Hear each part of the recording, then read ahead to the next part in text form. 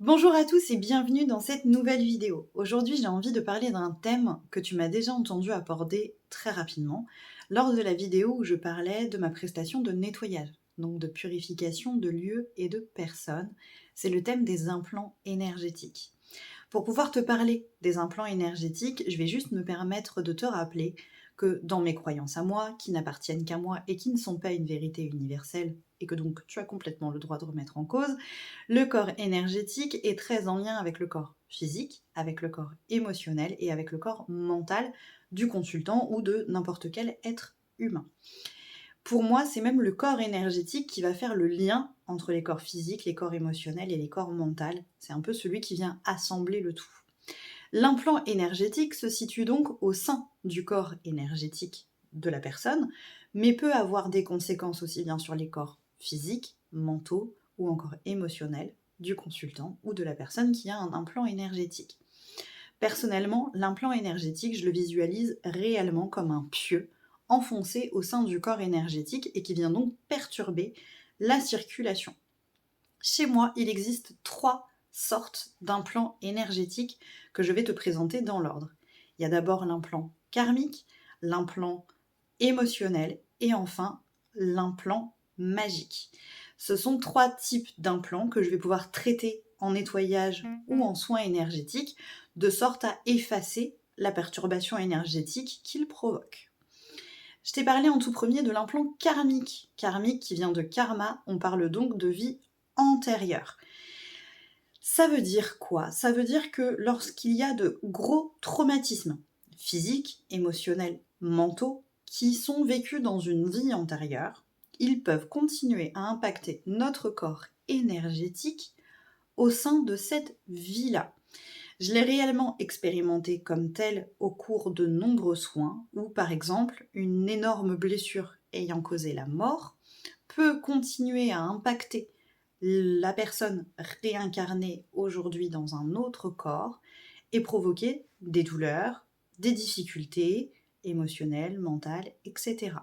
Je vais prendre un exemple pour que ce soit plus clair, exemple que je vais complètement inventer pour ne pas du tout nuire à l'intimité de mes consultants ou à venir appuyer sur des boutons qui font mal. Admettons que dans une vie antérieure, tu aies été décapité, que cette décapitation ait été hyper violente, difficile évidemment, et ayant entraîné ton décès, hein, parce qu'on survit rarement à la décapitation, n'est-ce pas? Eh bien, on peut se retrouver avec une personne qui va avoir donc un implant énergétique au niveau de la gorge, comme si cette décapitation était encore plus ou moins présente. En fonction du consultant, de sa façon de fonctionner, ça peut avoir plusieurs types de répercussions.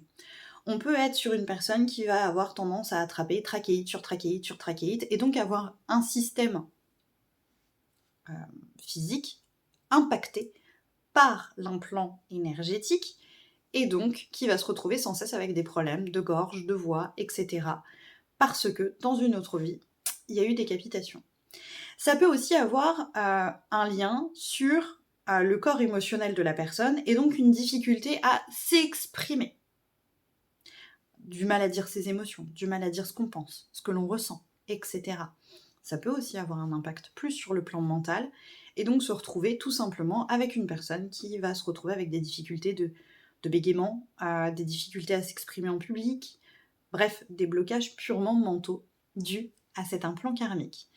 Pour traiter un implant karmique, je vais vous passer les détails techniques, mais il va être important de comprendre ce qui s'est passé dans la vie antérieure, d'en informer le consultant pour qu'il comprenne l'objectif de son blocage, qu'il soit émotionnel, physique ou mental, et évidemment un traitement énergétique supplémentaire pour venir enlever l'implant et rétablir la circulation énergétique du consultant. Deuxième type d'implant dont on a parlé, l'implant émotionnel.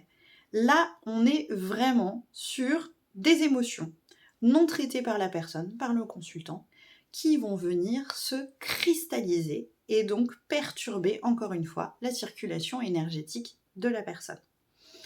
Les implants émotionnels vont évidemment très souvent se situer au niveau de notre chakra cœur, mais c'est pas non plus une loi universelle. J'ai déjà vu des implants émotionnels qui se basent ailleurs. Donc là, on est vraiment comme sur un agglutiment d'émotions qui viennent se coller, se coller, se coller les uns aux autres comme des molécules, sauf que ça fige, ça cristallise et donc ça empêche la circulation d'énergie.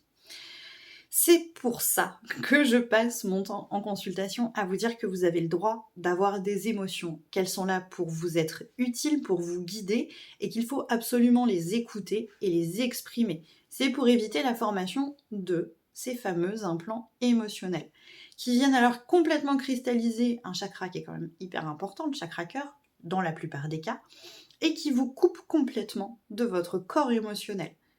Ça veut dire que une fois que l'implant émotionnel est mis en place, on va se couper de certaines émotions, voire de toutes nos émotions. Et là, c'est dramatique. Donc là, pour le traiter, il y a évidemment le traitement énergétique où je vais vous passer les détails techniques, mais c'est aussi très important de prendre conscience que ces émotions, elles ne sont pas là pour rien, que c'est vraiment une guidance intérieure. Je te renvoie à ma vidéo « Accueillir les émotions », pourquoi c'est important. Et donc, on va prendre le temps de comprendre avec le consultant de ce qui a provoqué l'implant émotionnel, le trauma vraiment, la mémoire vraiment à l'origine de ce blocage émotionnel, pour travailler sur des notions de pardon, de libération émotionnelle, etc. Et puis ensuite, de prendre les bonnes habitudes, d'accompagner la personne à prendre de bonnes habitudes pour accueillir ses émotions et les libérer. Et enfin, le troisième implant, qui est un peu plus particulier et qui sort du lot, puisque je l'appelle l'implant magique, et qui là sous-entend qu'on est vraiment clairement confronté à un implant qui a été envoyé avec des travaux magiques énergétiques de la part d'une tierce personne. Et oui, on n'est pas dans le monde des bisounours, et les attaques magiques, ça existe. Si ça vous intéresse, n'hésitez pas à me laisser un commentaire et je verrai pour vous faire une vidéo sur éventuellement la magie, même si c'est pas un thème que j'adore aborder, bien qu'il fasse partie intégrante de mon travail, vous vous en doutez, en prestation de nettoyage. Donc là, l'idée, c'est vraiment des fléchettes énergétiques qui vous ont été envoyées par une personne consciente ou complètement inconsciente de son pouvoir énergétique, mais qui vont venir tout autant perturber votre corps énergétique, sauf que là, ça vient vraiment de l'extérieur. Ça vient pas de vous. Ça vient pas du fait que vous n'avez pas accepté un trauma, ça vient pas du fait que vous n'avez pas accepté une émotion, ça vient vraiment de quelqu'un d'autre. Donc ça peut être partout au niveau du corps énergétique, hein, bien entendu. Ça peut être très en lien avec l'histoire, avec ce qui s'est passé avec cette personne qui a provoqué cet implant magique au sein de votre corps énergétique. Là, le traitement chez moi se contente à être uniquement un traitement énergétique. Je ne vais pas chercher qui, quoi, quand, comment. Pour moi, c'est donner à manger, pardon pour l'expression, mais au cochon, que d'aller poser de la curiosité là-dessus, ça n'a pas d'intérêt. Pour moi, quelqu'un qui fait des travaux magiques, que ce soit consciemment ou inconsciemment, bah, c'est pas quelque chose qui m'intéresse. J'ai pas envie de creuser, j'ai pas envie d'avoir les infos, personnellement. Je préfère répondre avec plein d'amour et de lumière, plutôt que d'aller chercher à comprendre et à analyser tout ça, et solliciter un mental qui est déjà bien que trop présent dans nos vies. Donc tu l'as compris, quel que soit le type d'implant énergétique, il est possible de venir travailler dessus énergétiquement. Personnellement, je le fais aussi bien en nettoyage qu'en soins énergétiques, voire même parfois pendant certaines séances de magnétisme, si je détecte un implant énergétique qui est à l'origine d'un trouble physique chez mon consultant, comme ça peut m'arriver de temps en temps. Donc à chaque fois, le traitement énergétique sera nécessaire. Parfois, il y aura aussi de l'accompagnement sur la prise en charge émotionnelle, sur les notions de pardon et de libération émotionnelle pour pouvoir vous éviter à l'avenir de recréer ce type d'implant. Si toutefois, il y a vraiment des implants magiques à répétition, ça a pu m'arriver malheureusement par le passé, on pourra également travailler à des notions de nettoyage et de purification pour apprendre à se protéger, pour apprendre à entretenir ses énergies et pas forcément toujours avoir besoin d'une aide extérieure pour venir enlever les implants magiques qui auraient été enlevés. J'espère que cette vidéo est assez claire, qu'elle te parle, qu'elle t'intéresse. Si c'est le cas, n'hésite pas à mettre un petit pouce bleu pour m'encourager. S'il y a des questions, vous savez que je reste disponible en commentaire sous la vidéo. Et si c'est un peu trop personnel, vous avez toutes mes coordonnées sur le site internet qui est en bio pour me contacter en privé. Une belle journée et merci d'être là.